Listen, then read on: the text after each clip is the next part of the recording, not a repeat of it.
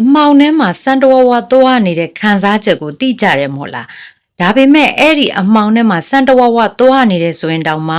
ကိုသွားစီရရှိရဆက်သွားကိုလှုပ်စီရရှိတာတွေဆက်လို့ဘာလို့လဲဆိုတော့အချိန်တန်ရင်မင်းသွားနေတဲ့နေရာကရောက်မယ်လို့ဂရုပေးတယ်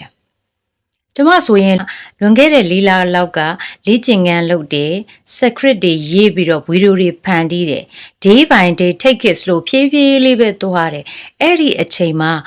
အချိန်၄လလောက်ချိတဲ့အခါမှာအရာထင်တယ်လေ့ကျင့်ခန်းလုပ်တာလည်းအရာထင်တယ် secret တွေရေးတာလည်းကျင်းနဲ့အားရတယ်ဒီတော့ဒီဗီဒီယိုကိုကြည့်နေတဲ့မိတ်ဆွေတွေထဲမှာရော